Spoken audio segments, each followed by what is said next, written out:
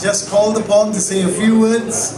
So I think it's a youthful event for people to meet for a dinner like this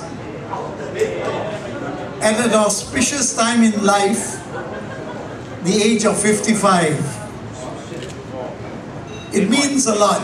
I left school in 1955.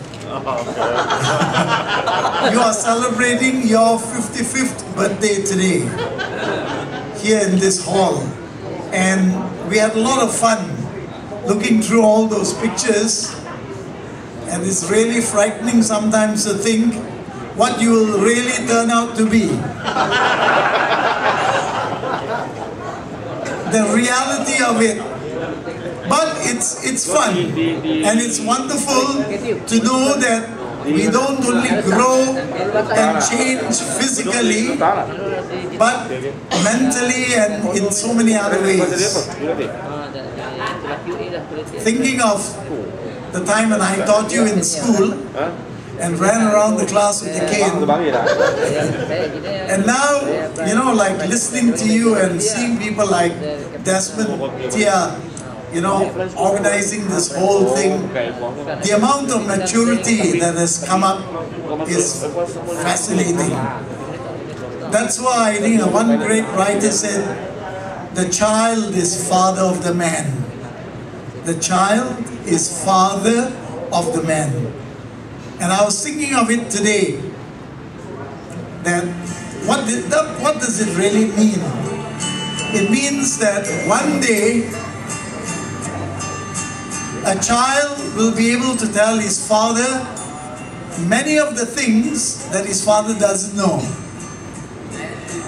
because he has picked up so much more than what his father managed to learn in all the years that he lived.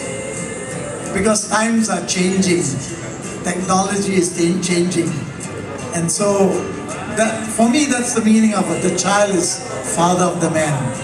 And we might be the man here, the teachers, you are the children, the child.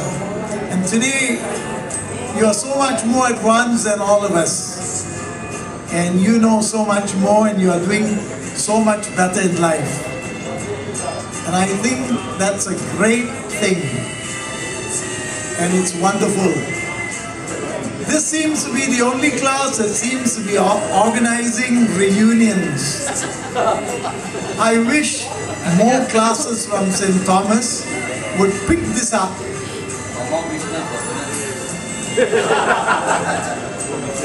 In my former school in Malacca, St. Francis Institution, last year we celebrated the 130th year of our school.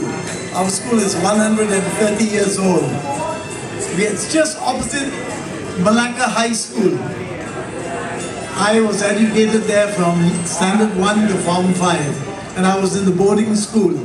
And so that's why I grew up with a lot of discipline, because they really trained you.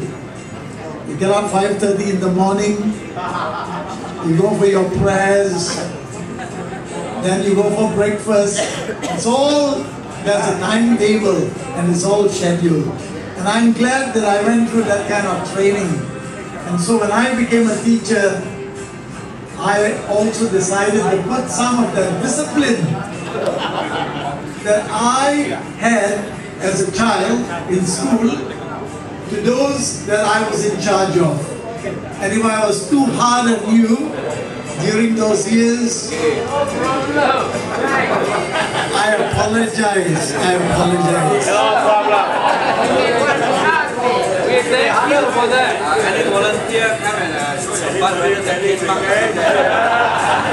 Today I was saying to Wong Siu Yap, if I could go back again and be a teacher, you know, go through the time tunnel and be a young teacher again, I would avoid many of the mistakes I made, because I tried to push certain people who just were what they were. That was their limit, and I should have understood that. And sometimes I felt that they could do better. And so I pushed them a bit too hard. And I think back now and I regret that. I think people should be able to grow accordingly from the amount that they can do, not from what we can push through them. It must be a natural process and they should gain by it. And these are some of the regrets I think that every teacher has. And that's one of my regrets. I really am sorry, you know. When I think of some of the people I really used the cane on and tried to teach mathematics to, and teach the tables and the spelling and all these things and really nothing really changed because they were what they were, you know, and we couldn't change that, but I didn't understand that at that time. Now I'm glad I've gained a little bit more wisdom after so many years. And so tonight I say to you, on behalf of all the teachers present here, that we had a lovely time, that it was a pleasure teaching all of you all these years, and that we are very grateful to you for always thinking of us and inviting us to this function. Thank you.